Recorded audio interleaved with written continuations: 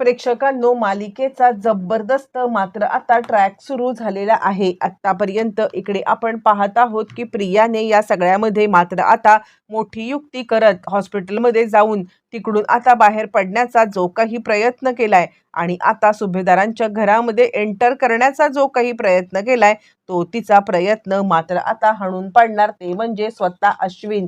कारण आता अश्विनला समजणार आहे की प्रियाने नाटक केलंय.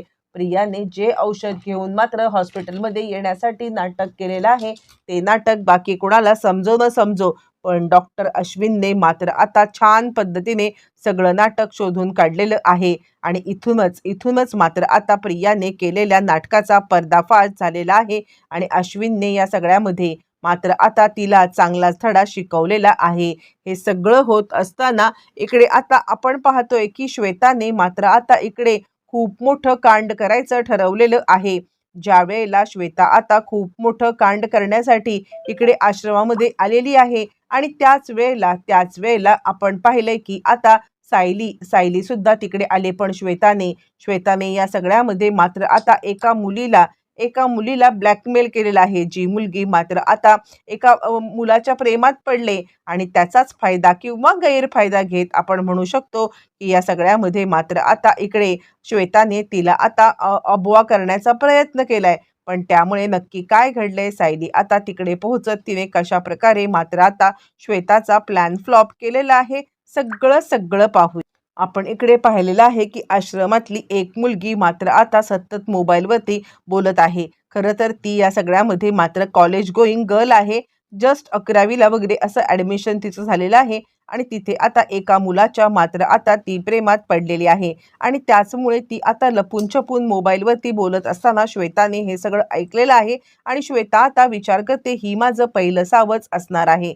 कारण आता घरामध्ये म्हणजे आश्रमामध्ये मी आता हिच्याबद्दल चुकीच्या गोष्टी आता पसरवेन की हिचे फोन्स कॉल दाखवेन किंवा ही आता कोणत्या तरी मुलासोबत फिरते असं जर का मी दाखवलं तर आणि ही गायब झाली तर मात्र कुणालाही फार संशय येणार नाहीये आणि हेच आता तिचं पहिलं टार्गेट असतं. आणि ती या सगळ्यामध्ये विचार करते, ही गोष्ट मला आता इकडे प्रिया मॅडमना कळवायला पाहिजे आणि डील फायनल करून टाकायला पाहिजे असा आता ती विचार करते. आणि त्यानंतर ती आता श्वेता इकडे प्रियाला कॉल करते आणि ती प्रियाला सांगायला लागते, आपलं पहिलं सावज आता आपल्याला सापडलेलं आहे. आणि त्यावरती प्रिया म्हणते, भले बहादर, असंच काम करत राहिलीस ना तर आता आपल्याला कोणत्याही गोष्टीचा प्रॉब्लेम काही येणार नाहीये असं म्हटलं.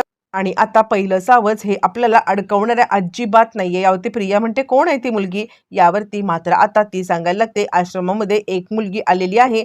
म्हणजे आता नवीन आश्रम सुरू केलंय ना मधुभाऊ आल्यापासून, तेव्हापासूनच ती मुलगी आले. त्यामुळे फारसं काही तिच्यावरती कोणाचा विश्वास वगैरे असेल असं नाहीये आणि आड्यानड्या वयाचीच आहे. आता मात्र 11वीला वगैरे गेलेली आहे. 17-16 वर्षाची मुलगी आहे आणि आता कोणत्या तरी मुलासोबत फोनवरती बोलते. म्हणजे मुळातच मी या सगळ्यामध्ये आता सगळ्यांच्या निदर्शनास ही गोष्ट आणून देईन की आता ही मुलगी फोनवरती बोलते, ही काय करते, हे जर का एकदा मी सगळ्यांच्या लक्षामध्ये आणून दिलं ना मग मात्र त्या मुलीला पळवणं आपल्यासाठी सोपं जाईल आणि तिला मात्र तिच्या बॉयफ्रेंड सोबत तुला भेटवून देते अशी आशा दाखवेन असं म्हटल्यावरती प्रिया म्हणते, वा, वाटतेस त्यापेक्षा मात्र आता तू खूपच हुशार निघालेली आहेस. हे बघ, असंच करत काम राहिलीस ना तर आता लखपती होशील, लखपती. यावरती ती सांगायला लागते, हो मी तर लखपती होईल पण जो काम करणार आहे तो तर करोडपती होणार. त्यामुळे माझी सुद्धा मात्र आता सगळ्यांनी दखल घ्यावी असं मला वाटते. प्रिया म्हणते, काळजी करू नकोस, तुझ्या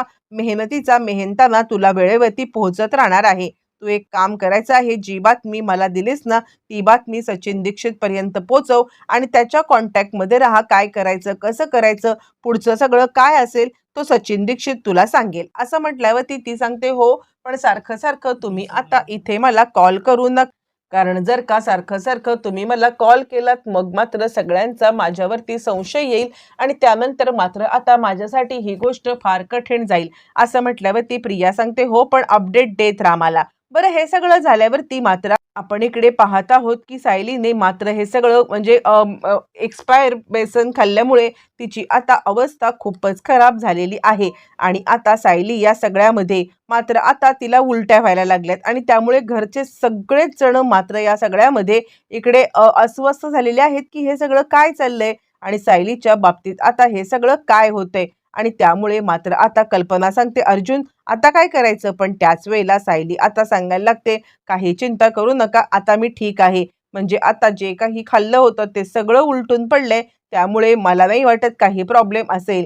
खरं तर सायली आता इकडे खूप स्ट्रॉंग आहे, कारण येणारं बाळ आता तिला खूपच स्ट्रॉंग बनवत आहे. आणि ती सांगते, माझी चिंता करू नका. इकडे हा प्रॉब्लेम सॉल्व्ह झालाय. दुसऱ्या दिवशी सायली आता मधुभाऊंच्या इथे आलेली आहे.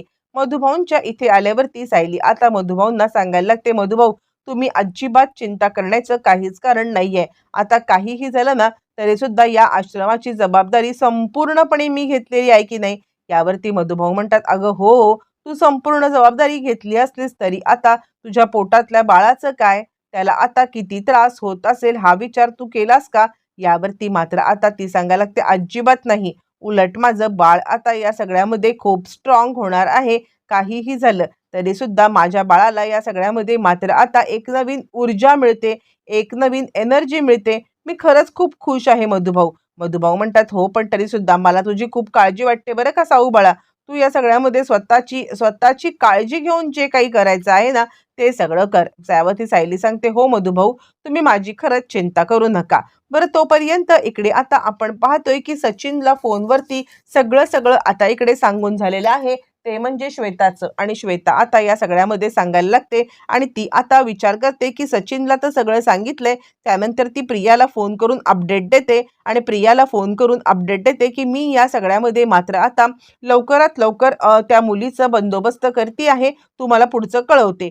फोनवरती बोलता बोलता मागून आता सायली आले आणि सायलीने तिचं बोलणं ऐकलंय, म्हणजे चुटपुटच ऐकलंय. पण ती घाबरली. तिला आता प्रश्न पडलाय, हिने काय ऐकलंय, कसं ऐकलंय आणि ही आता मला काय विचारणार. तिचा घाबरलेला चेहरा आता सायलीच्या नजरेतून काही सुटलेला नाहीये आणि सायली या सगळ्यामध्ये विचार करते, नाही नाही काहीतरी गडबड आहे. ही इतका कसला विचार करत होती. आणि त्याच वेळेला मात्र आता फोन कट केला जातो, पण सायलीच्या डोक्यामधून विषय काही जाता जात नाहीये. बरं तोपर्यंत हे सगळं चालू असताना इकडे आता प्रिया आलेली आहे. ती म्हणजे प्रियाला भेटायला आलेला आहे तो म्हणजे स्वतः आता सचिन. आणि सचिन आता तिला सांगायला लागतोय की काही झालं तरी सुद्धा हे औषध घे. तुझा जो काही प्लॅन आहे ना तो प्लॅन याच्यामुळे सक्सेसफुल होणार आहे. या औषधामुळे तुला तर म्हणजे तू तर आजारी पडशील किंवा आता तू आजारी आहेस हे सत्य सगळ्यांच्या समोर येईल. पण त्याच वेळेला एक गोष्ट ही घडणार आहे की बाळाला काही घडणार नाहीये, बाळाला काहीही होणार नाहीये. असं म्हटल्यावरती प्रिया सांगते, ठीक आहे, म्हणजे आता मी इथून हॉस्पिटलमध्ये जायला रेडी आहे. हा पण तुला आता त्या श्वेताने कॉल केला होता का, ती आश्रमामधल्या मुलीबद्दल बोलली का. यावरती तो सांगायला लागतो, हो तिने मला आश्रमातल्या त्या मुलीबद्दल सांगितलेलं आहे आणि आश्रमातल्या त्या मुलीबद्दल सांगून आता तिने इकडे माझ्याशी डील पण केलेलं आहे, पण जरा मला लालची वाटते. यावरती प्रिया म्हणते, पैशाशिवाय काही आहे का. पैशाचं आहे म्हणून ती काम करते, तिला पैशाची गरज आहे म्हणून तर काम करते, गरज नसती तर का ती आपलं काम करायला तयार झाली असती. यावरती तो म्हणतो, ते पण बरोबरच आहे, पण तरी सुद्धा जरा आता सावध राहा, म्हणजे आता तिची भूक जास्त वाढून देता कामा नये. यावरती प्रिया म्हणते, ती ठीक आहे, पण आता मी इकडून बाहेर पडण्यासाठी दुसरं पुढचं काय प्लॅनिंग.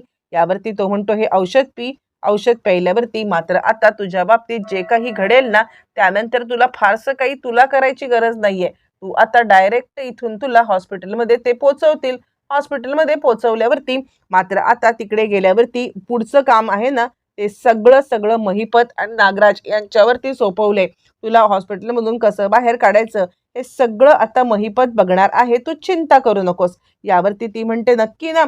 त्या वेळेला मला आता या सगळ्यामध्ये धोका तर मिळणार नाही ना, कारण याच्या आधी सुद्धा आता नागोबा आणि महिपत यांनी माझ्यासोबत धोका केलेला आहे. त्यावरती तो म्हणतो, बिलकुल नाही, माझा शब्द आहे. मग प्रिया ते औषध घेते, औषध पिते आणि आता प्रिया इकडे खाली पडते, तडफडायला लागते. सगळे येऊन आता तिला हॉस्पिटलमध्ये करतात शिफ्ट. तो इकडे आता आपण पाहत आहोत की सायलीला साधारणपणे संशय आलेला आहे आणि सायली या सगळ्यामध्ये श्वेतावरती बारीक लक्ष ठेवून आहे.